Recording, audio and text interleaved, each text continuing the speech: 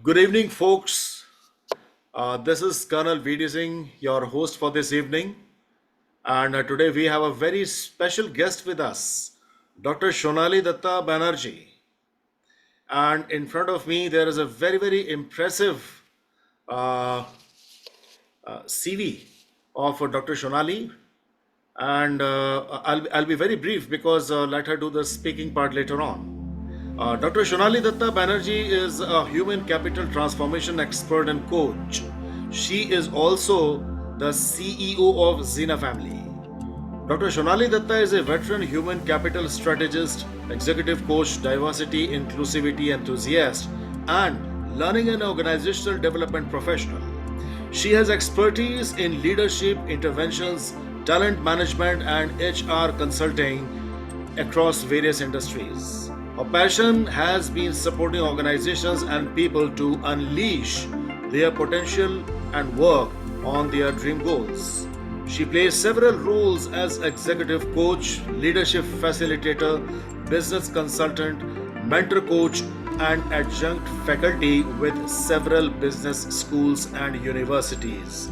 So, Dr. Shonali, first of all, tell me what kind of you have got a doctorate, so must have done some PhD. What has been your subject or field of expertise in which you did PhD? Yes, I have done my PhD in management and also in literature. And this was more from a context of adding to my profile. I'm a lifelong learner, and throughout my journey with my work, with my professional, what should I Okay, say, journey, I have constantly upgraded my skills and my education. So I feel that learning never stops. The day learning stops, life is over. fantastic, Shonali. My first question coming to you: what inspired you to pursue a career in your field? Yeah, so the thing is that from my days in school, I've been a sports person. I used to play for the state of West Bengal. I used to play badminton. And constantly, this thought process was there that, like nothing but education is important. And there was a lot of competition, in our days in school, that who has got how much marks, so on and so forth. And I always believed in Gardner's, concept where it is about multiple intelligence, right? So every human being is differently abled, right? That's what I believe in. And that's the reason from my childhood, I had a dream of being a teacher, being a coach, being a facilitator who can bring out the best in other people, who can identify the talent in others and leverage them not only in business journey but also support their full bloom in their journey of life. So that is what prompted me to constantly upgrade my skills, constantly learn, and be a teacher who's not always putting you down, who's not always showing you that there's something lacking in you, but supporting you in finding your strengths and excelling in them. So that's what prompted me to be a coach, a OD expert, LND evangelist, and a hardcore humanist, right? We always say HR people are not good. We always say that HR people are always there to hire, fire, and do what the operations or the business says. But I always believe differently. I believe that if somebody is hired right, and if they are not hired right, it's the problem of the business. They have done a mistake, right? If they have been hired right, then to identify the potential, groom them, give them the time to come to bloom, and that's when they offer you their expertise and enhance not only your business growth, but also create a lifelong relationship with the organization. Yeah, so I hope I've answered your question in as many Yeah. words. Quite elaborate, Shonali. Yes.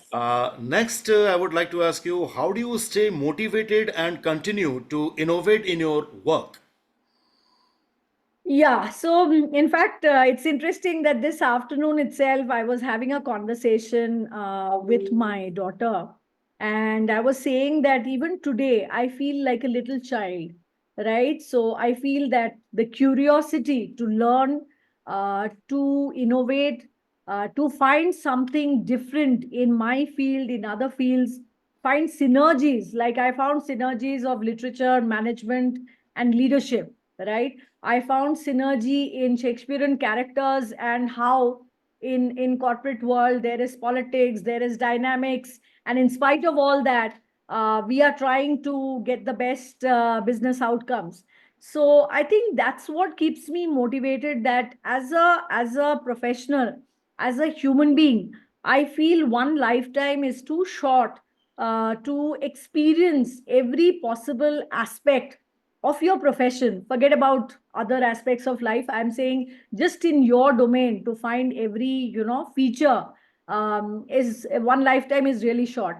In fact, I was just like to add, at the cost of digressing from our discussion here, that my mother-in-law is not well, and I was in Calcutta. I have come briefly to Bangalore because of certain work, etc. So when I was with her, what I found is, even at the age of 82, right, the child in her is still so much, kind of chirping and coming out in terms of, I will walk, because she has had a fall and she's a little scared now.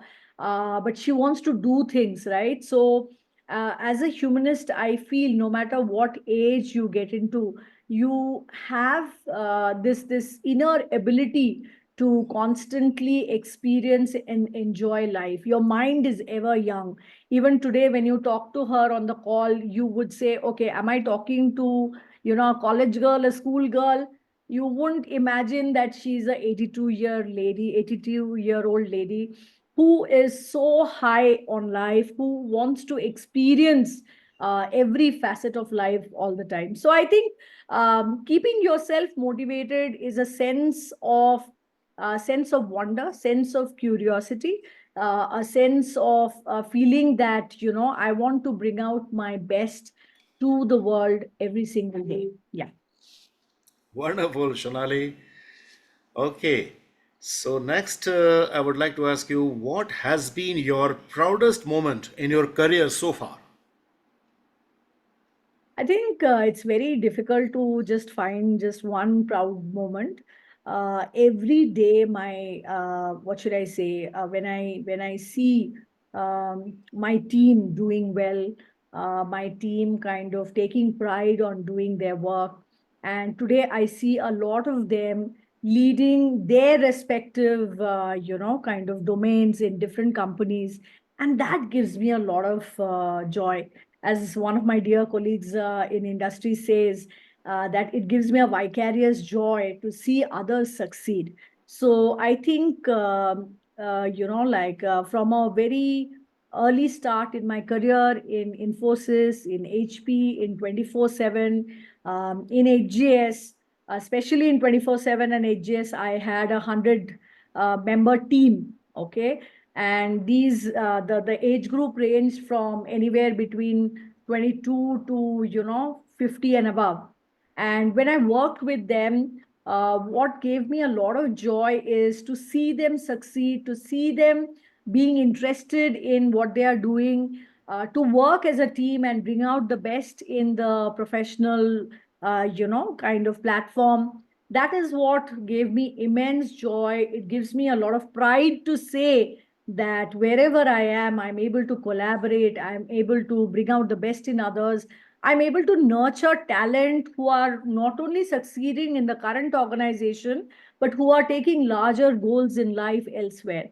So I think that's my biggest success, to see people who have reported into me lead teams, prosper as professionals, prosper in their individual lives, and that's something which is unmatched. Yes, I do have my own, what should I say, children who I see doing well, and it gives me joy. But when I, in my professional side, when I see my team members doing well, that gives me a lot of joy and sense of satisfaction.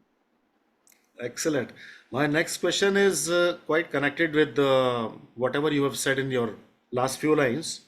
Sure. Uh, How do you balance your personal life with your professional commitment?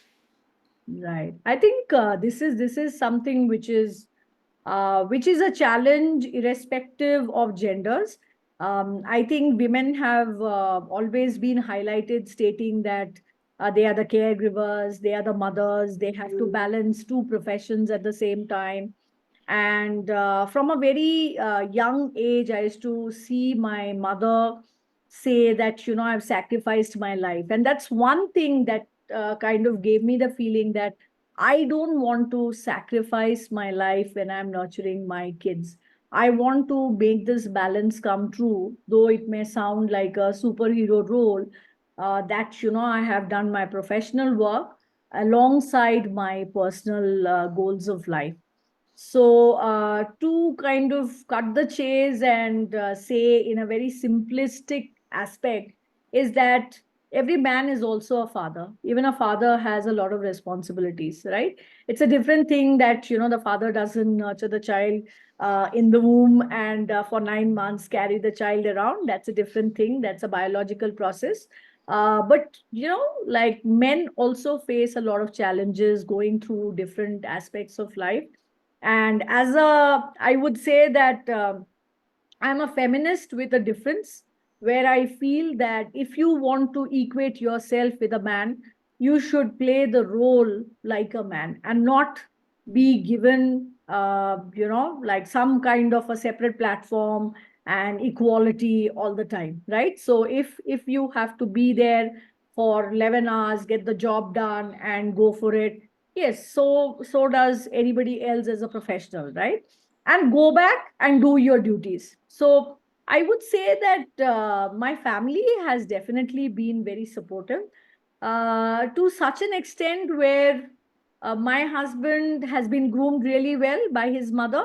He supports me in the kitchen, he supports me in my profession, and he doesn't feel that, okay, like being a man is a privilege to come back and go through your like calls, etc., and not support in the kitchen at all.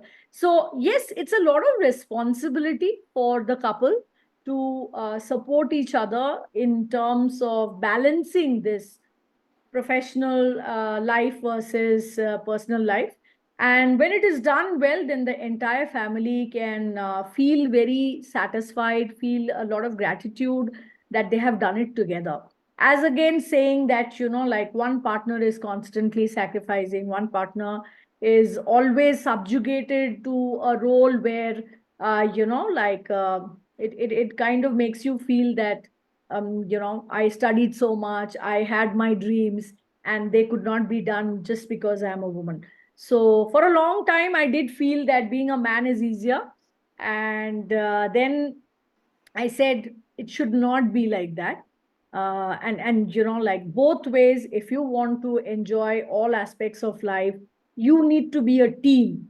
And when you are a team, then everything becomes very simple, right? Because from a very young age, my son has been a great support as well. Because when my daughter was just born, he was like my right hand person, and I always used to say that you are in command. Every time I would step out for a meeting or come back late, I would say that, you are in command, you have to ensure that things are in place. And today it's my daughter who has taken the baton, and she is moving forward, and taking up, bracing the responsibilities. So uh, long story short, if you have a desire to balance your personal professional life, if you have the desire to make a team where we are always backing each other in terms of accomplishing our dreams, then definitely it is possible, and everyone can do it. It's no rocket science. It just requires a lot of plan. In fact, recently when my husband just told me that, I don't like to plan, right? So we always in coaching parlance say that when you fail to plan, you fail to achieve your goals. So it's important that you plan. It's important that you have your standbys. I have a very dear friend from HP who always used to say, "My backup plan 1, 2, 3, 4, 5." right, to such an extent. And though my other industry colleagues would laugh and say, oh my God, this is not happening. But I always see that it does work when you say that, I will have the plans in place, I'll have the backups trained. During pandemic, my entire family was trained on cooking, cleaning, and all the household chores. So it was not just me doing, but it was the entire family. And I think a lot of families during that time did embrace the fact that they have to do it, and they have done it pretty well. It has brought us together. It has made us more, fit in terms of bracing these responsibilities. So yes, so that's how I balance it. That it's a team game. Very well brought out. Uh, Now, Shonali, what do you consider to be the most important quality for success in your field? Right. So, as a human capital specialist, whether it's training, whether it is hiring, whether it is employee engagement, whether it is employee welfare, whether it is comp and ben, in the entire gamut of human resources, I feel one has to have the passion for people, right? Like I said, that my innate desire as a child was to bring out the best in others. So if one feels that, okay, this is something that I enjoy doing, I love human beings, I love to know what I can learn from each one of them, what is best in them. Because not just in India, across the world, I've seen a lot of people just focus on being a critique, right? So rather than being a critique, can we be a cheerleader? Can we say that, hey, look, you are fantastic at this. Why don't you do this? Right? Because end of the day, if you are able to find the strengths in others, then automatically you are able to leverage that and make your life easier, like make the organization's life much easier. And the progress is faster, the growth is many folds. So I would say that fundamentally, if somebody has to be in this profession of being a coach, trainer, HR professional, or anyone in this gamut, then definitely one needs to have passion for people. And that you can identify by stating that, okay, you are interacting, and at the end of the day, you don't feel exhausted. A lot of people feel exhausted, right? So if that is not happening, I guess, like you are cut out for this profession if you have passion for human resources. Excellent, Shonali. Now, tell me, Shonali, how do you handle criticism or negative feedback from the environment? Yeah. So when I was like a schoolgirl, since then I was into sports, right? And in sports, right from a stance to how you hold your racket to how you kind of, win a match or lose a match, every day there is going to be feedback, right? um, and of course, it is strengthening your skills when you are taking one of those errors out of your proficiency in a certain domain. So I would say it is very critical. Like Marshall Goldsmith says that feedback is actually feed forward, right? So it's kind of taking you forward in life, right? So Yes. the moment you identify that, you are able to kind of, like make those finer tweaks in life, right? So I think critiques are very important in life. Critiques, Yeah, yes. yeah, negative Yeah, feedback and criticism. absolutely. So, I got married at the age of 18. Wow, Okay. pretty Just out young. of school, 3 months holiday after class 12, all of us know that.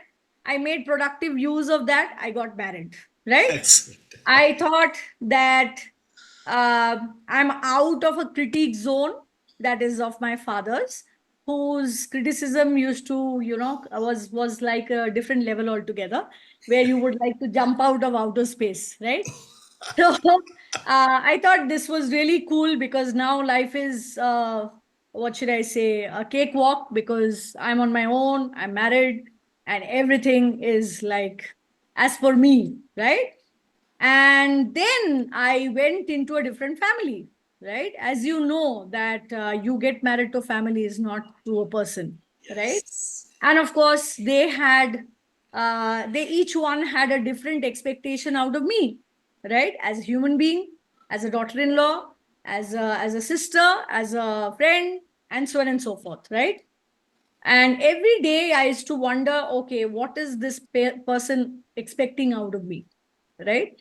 And try to sometimes meet those expectations and sometimes assert that this is not in my scheme of journey. This doesn't match with my goals, right? But in the process, like Michelangelo carves out, like from a stone, a sculpture evolved, right? And that sculpture had the faith and the belief that she could achieve other things in life by balancing the act of personal and professional.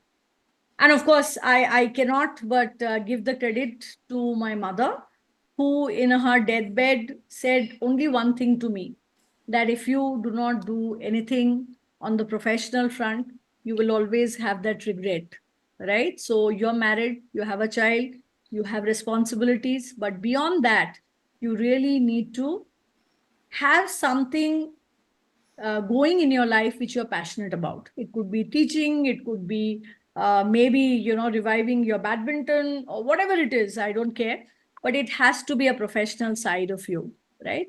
I think I took that very seriously, and that really helped me. As far as my corporate life is concerned, I think each of my bosses and my teams as well, I always used to ask, okay, this is what we have done. This is what I wanted to share.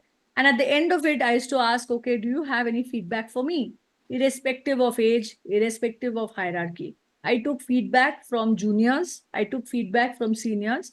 I took feedback from the board, and definitely from my bosses, right?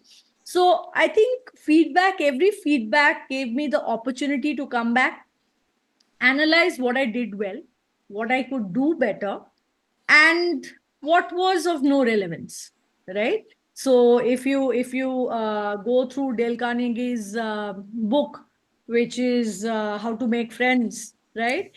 You will see there he says that that feedback is a part of life, but you need to evaluate which ones are relevant and which ones actually hold no relevance in life, right? So I think that's how I treat feedback. Every day I give feedback to myself, whether I'm doing well, whether I need to do better, whether I need to be more productive, whether my performance needs to better. Yes, we are all aging. That doesn't give me an excuse to say that I sit back, put my boots up, and say I have nothing to do in life. There's lots to do in life. And people do look up to us in terms of how we conduct ourselves. So, yeah, that's a huge responsibility. Very well brought out, Shonali. Shonali, what role has mentorship played in your career, and who has been particularly influential mentor for you? Yeah, so I think I can't talk about one or two mentors because there have been so many. But the person who really stands out, I would say, is still my mother, right? Wonderful. Yeah, Wonderful. so because, like her life itself is a lesson to me, right? In good ways and bad ways. Like I said, that, this uh, word sacrifice, I'll not bring into play at all, right? I never say that, okay, I have to do this, so I can't do this, and that therefore I'm sacrificing. No, this is my enjoyment, to spend time with my daughter, to spend time with my pet, or to, go out as a family. I'm not sacrificing anything, right? So this is how I would like to be. So why should I call it a sacrifice, right? So I think the one of the fundamental things about her on the positive side was the fact that she could brave any kind of challenges, right? And defy all critiques in terms of really supporting them irrespective of their negativity or their harshness, right? So I think that gave me a lot of courage and conviction that okay, you can balance out even when people are harsh, because like your relationship and how you conduct yourself is with God, not with how other people have treated you, right? So I think my biggest role model in many which ways has been my mother, and also certain like guidelines of what should not be done also comes from her. Needless to say that my peers also have been great mentors. Like every time there would be a challenge at work, a lot of my peers actually have stood by me. They have shared their opinions, their fly on the wall approach towards that challenge, and we have worked it out together. So yes, this mentoring aspect is not just like through a father figure or through somebody senior, but your peers also makes a big difference in terms of how you can reinvent yourself. Like they call it nowadays. Nowadays, of course, I'm going through reverse mentoring, which is getting mentored by people younger to you, right? So a lot of times, my son, my daughter, they are the ones who mentor me that, okay, this is how your lens is. But maybe if you change your lens, you will look at it this way, right? And I feel that the current generation, the way they view perspectives, is something which is phenomenal. And this mindset, because like we are in times in a corporate world where you work with a Gen Z and a Gen Y, and there are different age groups, right? But you cannot just say, just because I have experience, I am older than you, I'll be right? So to be able to take a cohesive look at any challenge and think through from younger perspectives as well, because they have a view which may be missed by some other generation person, right? So it is important for us to understand that we can be mentored by our peers, by people younger to us, that is, the next generation folks, and of course, like people older to us. And each one brings a different perspective to the table, which if we can, curate into the solution, would make a big difference to the solution that you're creating for any challenge that you're facing. Yeah, Shanali, that brings out another very interesting question, because you are a thoroughbred entrepreneur in the corporate world. Now, when we talk about the perspective, do you think the youth of today basically looks for quick fixes, solutions like resorting to chat GPT and things like that in order to find out some solution and not really diving deep into it the way you do, or the way I have done? I mean, I left my college in 80s after doing my engineering and everything. So, do you think they are misusing the technology and really getting into those shortcut methods? Well, this is debatable because in every generation there are different kinds of personalities, right? You would find somebody who is addicted to Netflix, and you would find another somebody who does not have any exposure to Netflix at all, right?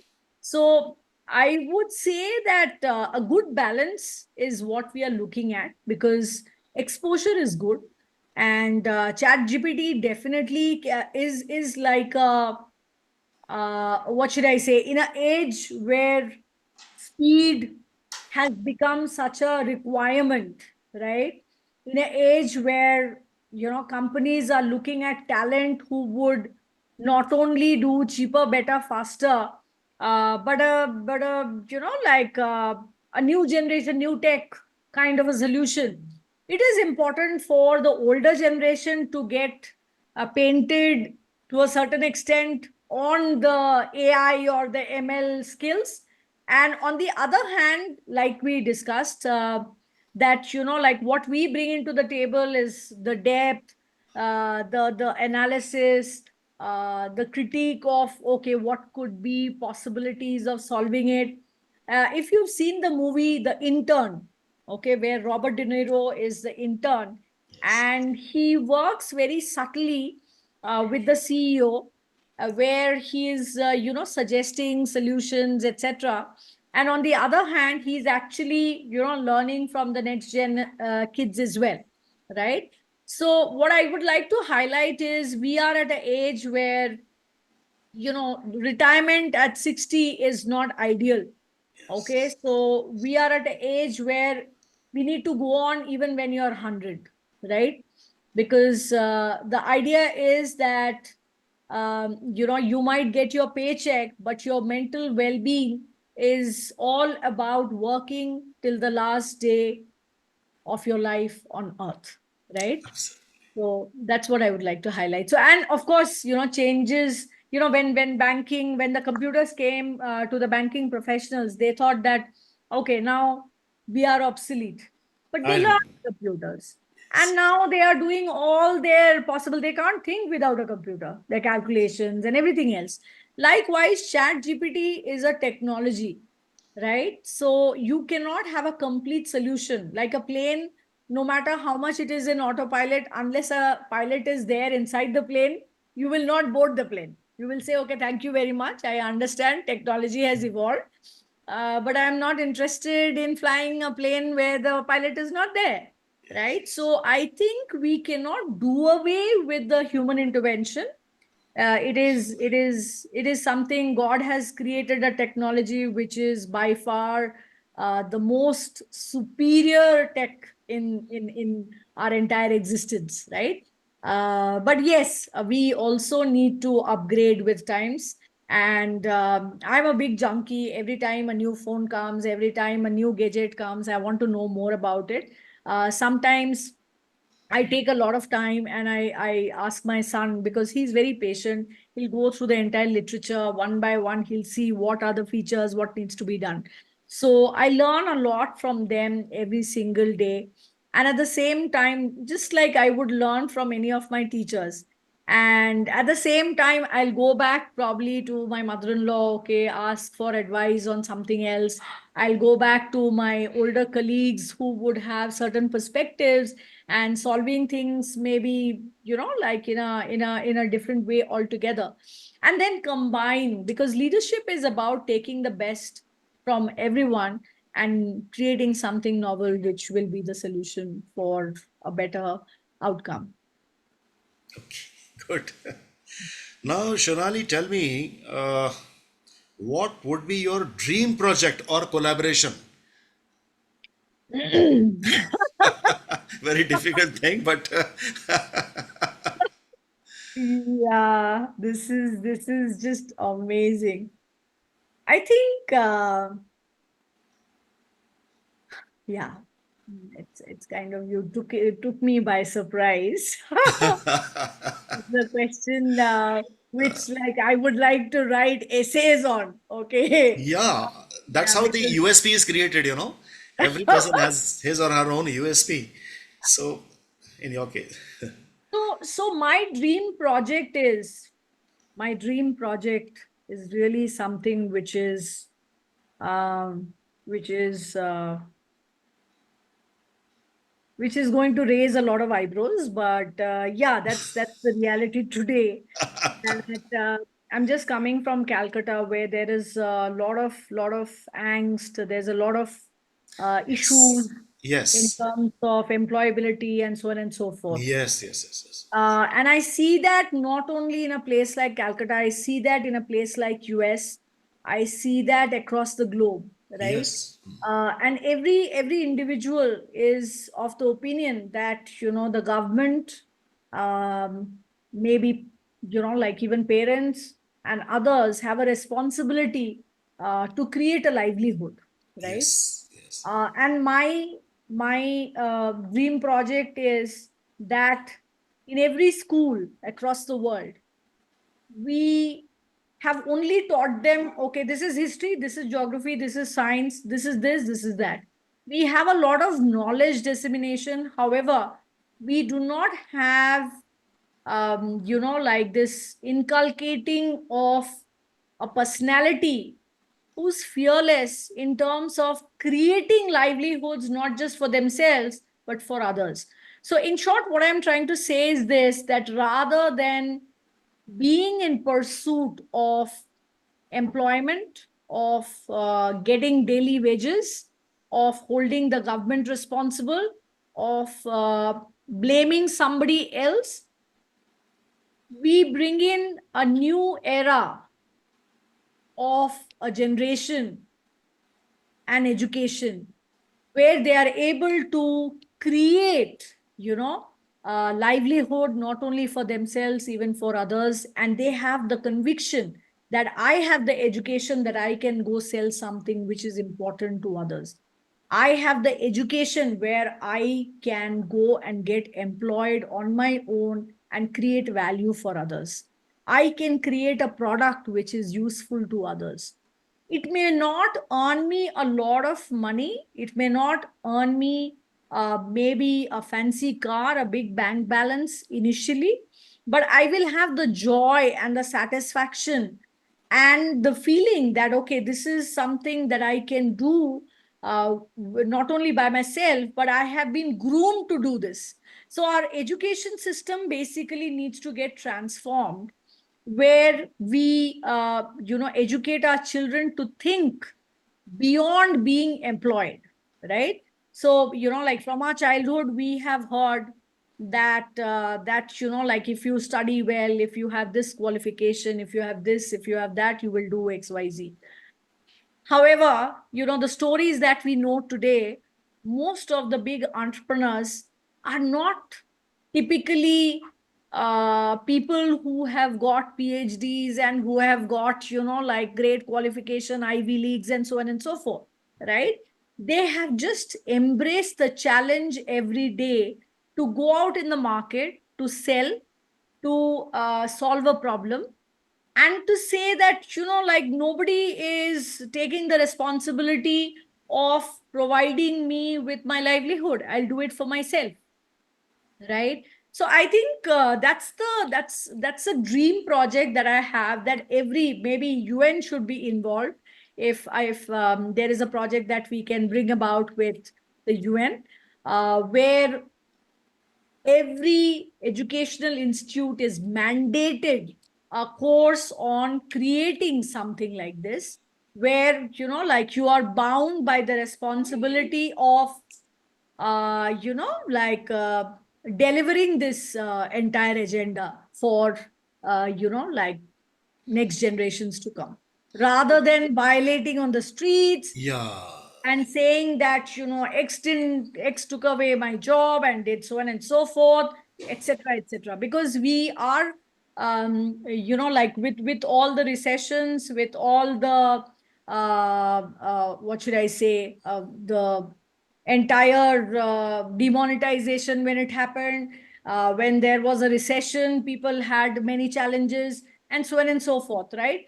And it continuously, there is a cycle of, like peak valley, and so on and so forth, right? So it's important that we understand that, like organizations also have their highs and lows. It's not always that everybody is sitting with X number of jobs for you, right? So universities need to have a different game plan in terms of creating employment for the youth, and not just tell them that, what, you will get a 2 CR package in a Google if you study with us. You should be able to say that you will create 100 CR entity when you go out of a place like ours. Maybe it'll take you 5 years, 10 years, 10 years, 15 years, whatever, right? So I think that's the dream project that I have, being a humanist. And as I already told you, that every individual is differently abled, every individual is talented. It's just a matter of assessing what are you talented at, and then leveraging that to create your livelihood. I don't know whether I have been able to, really If uh, I Or did can extract out of your rich experience. I think it also boils down to the issue of critical thinking. I mean, today the children in the schools, various schools, it's a most of the time it is road-based learning, and when we sort of when we empower them and when we empower them with this kind of a thing, critical thinking, they should know what's happening around and some kind of social responsibility for which age does not matter. I mean, there's a child who is studying in UKG can be correct? made to understand what is his role as a good citizen in the society, and the same thing is formally included in the education system. So I guess that is that thing is very very important. Okay, Shonali, uh, can you describe a moment when you had to make a tough decision in your career and how you approached it? Yeah. Again, I would say that being a leader and a manager is definitely a tough job. And every day you need to take a lot of decisions, which are business decisions, which are nothing to do with a personal relationship with the employee or, like the team, right?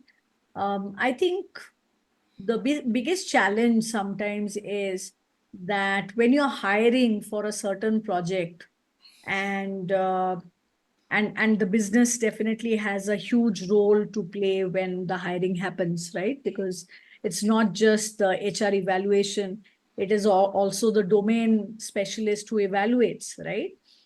Whether the person will be able to deliver.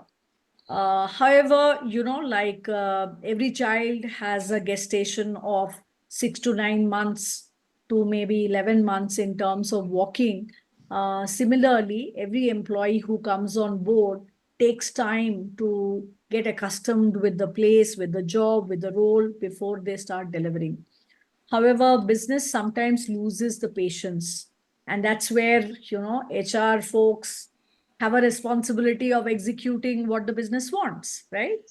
And it's not easy. It's not easy because as a humanist, you want to give the person an opportunity to perform. You want to give the best environment, where the person is able to, groom and thereby produce the results.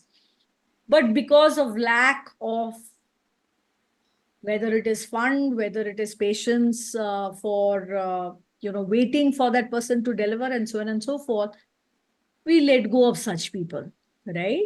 And this happens not just in one company, this happens in a lot of companies. We have heard IBM, laid off 10,000 plus people.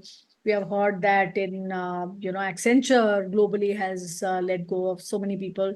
And these are business decisions because, like I said, that businesses also are constrained, right? And that's a big responsibility for people who are managing those human resources teams, in terms of communicating, because there's a lot of angst which happens when such decisions are implemented. So I think that has been one of the most difficult, because I'm a hardcore humanist. I'm a hardcore learning and development, organizational development person. So when I have to sit and evaluate why somebody is getting fired, it is a tough call, right?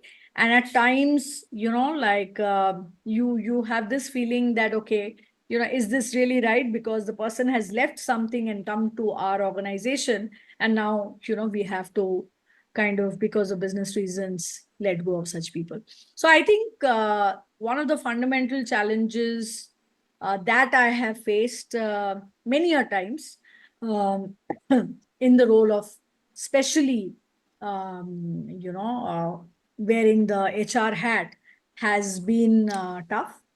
And of course, the business expectation of, if a child is born in 9 months, to get them born in 4 to 5 months, that expectation of a person to deliver before time is also something which is sometimes very challenging. But yes, that those are like I said, that like when you go and commit to the investor that this is what I will give you, and then your people are not able to deliver, then you can understand that like the CEO and the board members are sitting on a hot seat where they are going through similar experience, right? So nobody is really indispensable, and I feel even we have seen so many CEOs getting ejected out of their seats, right? So it's all about commitment versus delivery, and like I think there is a Mahabharat going on every day, right? To that sense.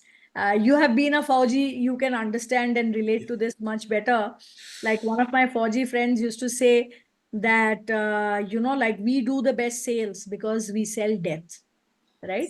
We Yes. actually get somebody hired to die for the country. Yeah. How difficult is that, right? But the pride of giving your life for your country is a different, like ball game altogether, and can't be paralleled with a corporate job or a role. But needless to say, yes, as a human resource person, I think people see you with a lens that you are harsh, you're playing games, you're doing this, you're doing that. But the inside story you get to know, because like probably throughout my life, I have primarily headed L&D functions. And when I played the HR role, that's when I got to see that what a HR person, it's such a tragedy that the HR person really goes through, right? Because like they do a lot of cleaning, which is dumped on them. Good. That's really good, Shonali. Shonali, you have been given a recent role as the CEO of Zena Family. Now, Zena Family belongs to Zena World. It has its own peculiarity. No, there are no bosses. It's a flat structure, things like that. So, how different is it from your corporate world? How do you look at it?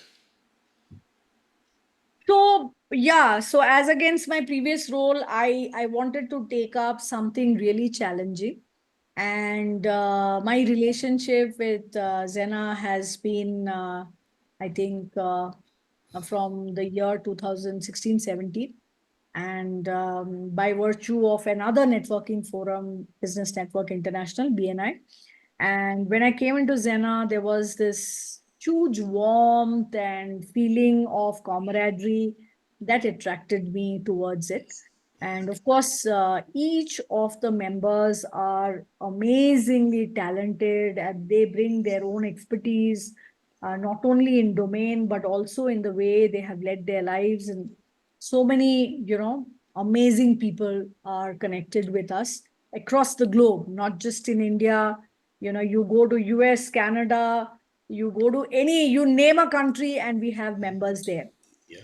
So I think, like when Bhaiya said, yeah, you're ready for this role. And I felt that, yes, this is something which I would like to do, because there are so many verticals. There is non-profit, there is profit, there is AI, there is real estate, you name it, and we have it, right? So that's the reason it kind of really made me feel that, yeah, this is something I really want to do, because I always wanted to, like I said just now, that I was for a long, long time in the in the support function. So I wanted to come out of support function and lead from the front in terms of driving revenues, right? So with that expectation of being at a very, very jet aircraft kind of a pace, I joined. And we did have a lot of productive, sessions with ex-IS officers, ex-IIM, BITS Pilani. you know, like all the great professionals from the world, True. they were, um, you know, like there was some bit of this feeling that, okay, we are not ready for this, we are not ready for that. So embracing the speed is something which is yet to happen. Though the projects are uh, accepted, and of course people are very very looking forward to it, but you know, like the time that it requires is something which people are still grappling with. So I think, you know, like I would take this opportunity when we are discussing, and of course, you know, this is going to be shared with all the members as well. We invite all the members to come forward to participate in all the projects which we are driving at this point in time, so that, you know, like we can together make a difference to the society, to the business, to the organization, and to each of these you know, amazing beings who are, you know, like there as members in Zana World. So I think this role will only be productive. It'll give the results when all of these members come forward and they become part of the projects in driving them, in making them successful.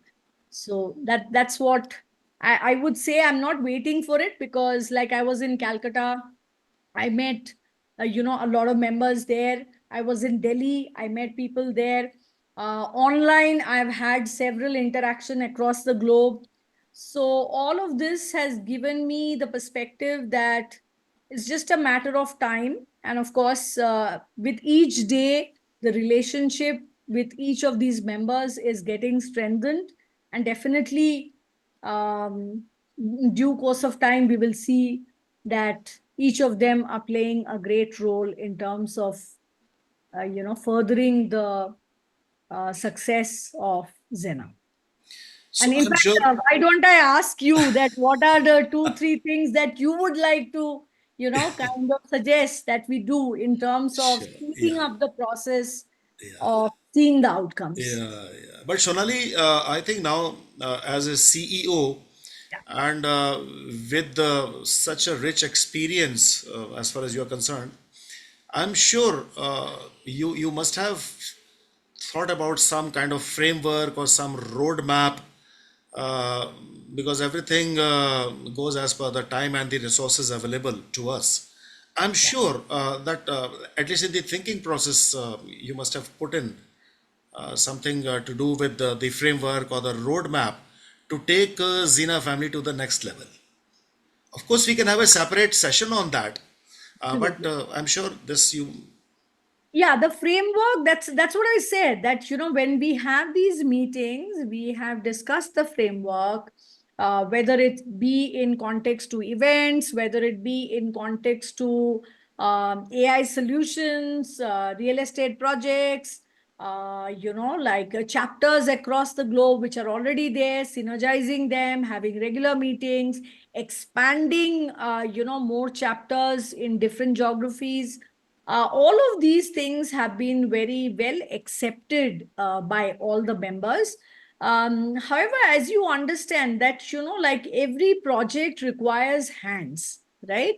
So it's not just the CEO's job.